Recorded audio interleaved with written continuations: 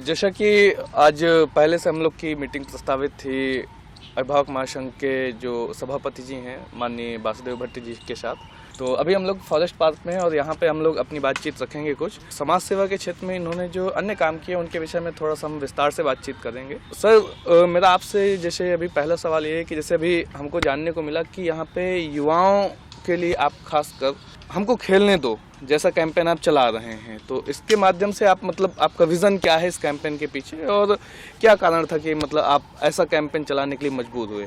मुझे खुशी है कि सब लोगों का बीच में एक स्पोर्ट्स का जो ये है कि हम लोग खेलेंगे और हमको खेलने दो, ये अभियान इसीलिए शुरू किए हैं कि अभी उड़ीसा में आप एक भी गांव देखोगे, कोई भी शहर देखोगे, कहाँ भी ग्राउंड होता है, जैसे फील्ड होता है, क्रिकेट हो, फुटबॉल हो, कोई भी फील्ड हो, वो अवेलेबल नहीं है। जैसे कि यहाँ पर जो सिस्टम है, मान लीजिए स्कूल का ग्राउंड्स होते हैं, जैसे गवर्नमेंट ऑफ उड़ीसा का होता है, नहीं तो प्राइवेट स्कूल का ग्राउंड होते हैं, तो वहाँ बाहर लोगों का अलाउ नहीं कर रहे हैं अभी। तो दूसरा है गांव का जो फील्ड होता है और कुछ गांव का फील्ड है और वहाँ पर भी पैसा देना पड़ता है टूर्नामेंट करने में, तो एक फ्री फील्ड जो सरकार अवेलेबल करना चाहिए वो नहीं है। इसलिए क्या होता है ना, बच्चे लोग क्या करते हैं आजकल, कोविड के बाद तो एक ट्रेंड शुरू हो गया। कोविड के बाद क्या ट्रेंड हो गया ना, मोबाइल पे भी गेम शुरू हो गया। जी जी जी। तो क्रिकेट खेलोगे तो मोबाइल पे खेलो, फुटबॉल खेलोगे तो मोबाइल पे खेलो। तो लोगों के बीच में जो मैसेज है, खेलना है तो थोड़ा माइंड फ्रेश करो, लेकिन वो जो फिजिकल फिटनेस, जैसे एक बच्चा फिट रहेगा। हम लोग क्या करते थे ना, गाँव में जब पढ़ते थे तब फिजिकल फिटनेस एक मंत्र था। तो स्कूल में भी फिजिकल फिटनेस का एक इवेंट होता था, कॉलेज में भी होता था।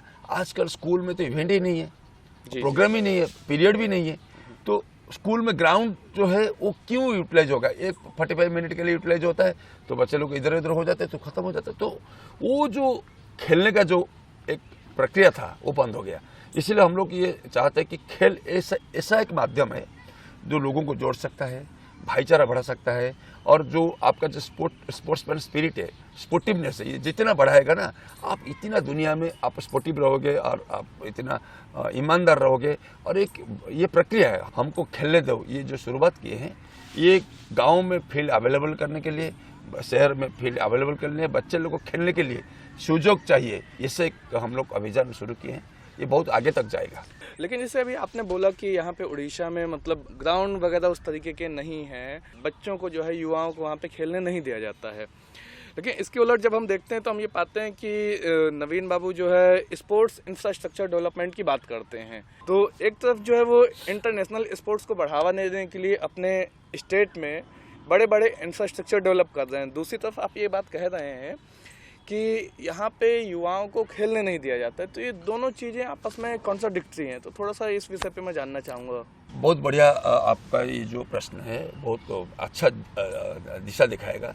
एक तो है इंटरनेशनल लेवल का इंफ्रास्ट्रक्चर क्रिएट करना जरूरी है जी, क्योंकि एक्सपोजर मिलेगा, वो तो जरूरी था। वो राउरकेला में हो, भुवनेश्वर में हो, संबलपुर में, कहीं भी हो, अभी पुरी में भी हो, हर जगह पर अभी नेशनल लेवल इंटरनेशनल लेवल का इंफ्रास्ट्रक्चर रेडी हो रहा है, हो गया है बहुत जगह पर। ये तो अच्छा चीज़ है। और कम्युनिकेशन भी हो गया, मान लीजिए यहाँ से हेलीकॉप्टर, यहाँ से प्लेन, झारसुगुड़ा में एयरपोर्ट, राउरकेला में हो गया, जयपुर, वो के कम्युनिकेशन भी हो गया। लेकिन उसमें थोड़ा गैप से, गैप क्या है, इंटरनेशनल लेवल स्पोर्ट्स एक्टिविटीज़ के लिए, एक इवेंट के लिए जो इंफ्रास्ट्रक्चर क्रिएट होना अलग है, और गांव में जो बच्चा खेल के आगे है, सब तो इंटरनेशनल नहीं खेलेंगे, सब नेशनल लेवल नहीं खेलेंगे। कुछ हम लोग भी कैसे, हमारा टाइप का जो लोग हैं जो कुछ नहीं खेलेंगे, तो स्पोर्ट्स एक्टिविटीज़ कैसे रहेगा फिर? क्योंकि स्पोर्ट्स इंटरनेशनल के लिए ही नहीं होता है, लेकिन वो एक नेशनल लेवल होता है, गाँव में होता है, तो बाजार में होता है। तो स्पोर्ट्स एक्टिविटीज़ के लिए आपको इंफ्रास्ट्रक्चर जरूरी हो गया है। हर गांव में एक स्पोर्ट्स इंफ्रास्ट्रक्चर होना चाहिए, शहर में होना चाहिए, और आप हर स्कूल में देखिए, जैसे कि भुवनेश्वर का लगभग पॉपुलेशन नॉन ऑफिशियली 25 लाख होगा। जी जी जी। 25 लाख में कितना ऐसा फील्ड चाहिए जो सब बच्चे लोग को हम अकोमोडेट कर सकते हैं? कम से कम 100 ऐसे फील्ड चाहिए जो 100 फील्ड में अकोमोडेशन हो सकता है। 100 फील्ड कहाँ है भुवनेश्वर में? तो हमारा जो ये गवर्नमेंट को अवेयर करने का जो मिशन था कि जनरल बच्चे लोगों का जिसका भी विजन नहीं है कि हम खेलेंगे, हो सकता है उसमें से कुछ लोग खेलने के लिए आ सकते हैं, लेकिन उनको भी आप दे सकते हो स्पोर्ट्स एक्टिविटीज़ के लिए, क्योंकि वो स्पोर्ट्स में नहीं आएंगे तब उस पर स्पोर्ट्स पार्टिसिपेट नहीं होगा। हमारा ये विजन था कि युवाओं को एक पॉलिसी में ऐसा डालना चाहिए, वो ना स्पोर्ट्स एक्टिविटीज़ में उसको लगा दो। स्पोर्ट्स का सिर्फ होता है कि इंटरनेशनल लेवल में जो खेलेगा वो स्पोर्ट्समैन हो गया, लेकिन उसको थोड़ा लेयर भी बदलना चाहिए।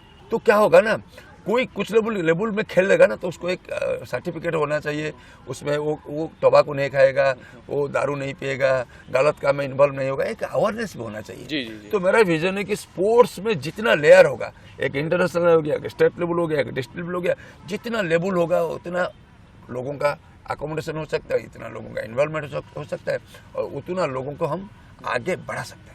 कुल मिलाकर आप ये चाह रहे हैं कि लोकल लेवल पे भी स्पोर्ट्स को बढ़ावा मिले, जिसमें उड़ीसा के ग्रामीण क्षेत्रों की जो प्रतिभा है, जो युवा हैं, वो भी स्पोर्ट्स के क्षेत्र में आगे आए। तो निस्संदेह ये आपका प्रयास जो है बहुत ज़्यादा प्रशंसनीय है। इसके अलावा मैं कुछ देख रहा था कि आपकी बड़े बड़े क्रिकेटर्स के साथ, रवि शास्त्री जी के साथ, और IPL ग्राउंड में टॉस करते वक्त की कई फोटोज़ काफ़ी वायरल हैं। इसका राज क्या है? मतलब कैसे आपने वहाँ तक आप पहुँचे, और उन लोगों के माध्यम से आप सोसाइटी के लिए क्या कंट्रीब्यूट करना चाहते हैं? नहीं, हम लोग, मेरा तो जब मैं कॉलेज में था, स्कूल टाइम में हमारा क्रिकेट तो हमारा एक फैशन था, हम क्रिकेट खेलते थे। जी। और उसके बाद भी हम लोग भुवनेश्वर में जब आए तो क्रिकेट खेलने के लिए क्लब में ज्वाइन किए थे, और उत्कल यूनिवर्सिटी का भी हम लोग नेट में भी सिलेक्शन हुआ था, लेकिन कुछ हमारा जो इंफ्रास्ट्रक्चर की वजह से फैमिली का प्रेशर था पढ़ाई के लिए, तो उसके वजह से हम लोग एक्चुअली आगे क्रिकेट को ज़्यादा फैशन नहीं बना पाए। लेकिन हमारा दिल में जो क्रिकेट को लेके वीकनेस था, और एक लीजेंड क्रिकेट शुरू हुआ LLC। तो वो LLC का जो ओनर है विवेक कुशलानी, और उनका जो को ओनर है वो सब लोग को हम जानते थे। तो वो हमको मौका मिला कि सब क्रिकेटर के साथ, जैसे श्रीशांत हो, इरफान पठान जी हो, सबके साथ मिलने का हमको मौका मिला। जितना भी स्पोर्ट्स एक्टिविटीज़ है, टेनिस का है, बैडमिंटन का भी है, सानिया मिर्जा से भी डायरेक्ट रिलेशनशिप है, तो हम लोग चाहते हैं कि ट्रेनिंग सेंटर उड़ीसा में होने के बाद क्या होगा ना, लोगों के बीच में जो इंटरेस्ट है, तो एक बार वो इंटरनेशनल खेले, नेशनल खेले, अलग बात है, लेकिन वो एक बार एकेडमी में आके खेलेंगे ना, उनका बीच में जलावा आएगा, और वो जो हो सकता है कि उनमें से कोई बाहर आ सकते हैं। बिल्कुल। तो हम लोग उसको बढ़ाने के लिए उन लोग को अभी क्लब कर रहे हैं उड़ीसा के लिए, तो अभी बहुत आगे बढ़ेगा। ये जो 2024 के बाद हम लोग पूरा उसको कंसंट्रेट करेंगे उड़ीसा में, स्पोर्ट्स और ये म्यूजिक, इसको लेके इंटरनेशनल नेशनल लेवल में हम लोग प्रमोट करेंगे। स्पोर्ट्स को लेके जो आपका जो एंथुजियाज्म है, मैं चाहूँगा कि ये हमेशा बना रहे, और ये बरकरार इसलिए भी रहे ताकि हमारी आगे आने वाली पीढ़ियाँ सिर्फ मोबाइल गेम ना खेलें, सिर्फ इंडोर गेम तक सीमित ना रहें, उससे कहीं ज़्यादा आउटडोर गेम पर फोकस करें, ताकि उससे उनके मन और मस्तिष्क दोनों को बहुत अच्छे तरीके से विकसित किया जा सके। अभी आने वाले समय में आप कुछ टूर्नामेंट वगैरह भी ऑर्गेनाइज कराने की सोच रहे हैं क्या भुवनेश्वर क्षेत्र में, जिससे युवाओं को, ग्रामीण क्षेत्र के युवाओं को खासकर उससे जोड़ा जा सके? हमारा ये विजन है कि हर गांव में, हर पंचायत में, हर ब्लॉक में टूर्नामेंट को इतना बढ़ावा दिया जाना चाहिए, उसमें से अच्छा प्लेयर जो आ रहे हैं उसको आगे बढ़ाए जाएंगे, और जो मान लीजिए कि जो प्रोफेशनल प्लेयर नहीं बन पा रहे, उनको भी ऐसा प्रमोट किया जाए कि उनका बीच में एक स्पोर्ट्समैन स्पिरिट आना चाहिए। और फिजिकल फिट रहने के लिए तो एक ही माध्यम है, उनका बीच में कंपटीशन होना चाहिए। जब तक कंपटीशन नहीं होगा तब तक कैसे वो फिजिकल फिटनेस रहेगा? आप देखो, 60 साल में आपको पता नहीं चलेगा कि इतना फिट है, 70 साल में लोग दौड़ रहे हैं, भाग रहे हैं।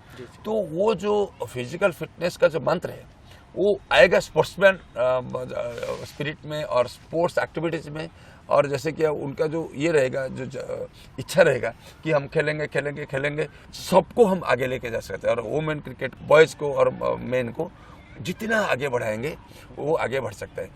और खासकर ऐसे टाइम पे जब समाज में हर रोज डिप्रेशन और एंजाइटी जैसी समस्याएं जो है, खासकर मेंटल डिसीज जब बढ़ रही हैं, तो वैसे टाइम पे हमको लगता है कि जो स्पोर्ट्स एक्टिविटीज़ हैं वो इन सब चीज़ों से समाज को निजात दिलाने में काफ़ी मदद रहेंगी।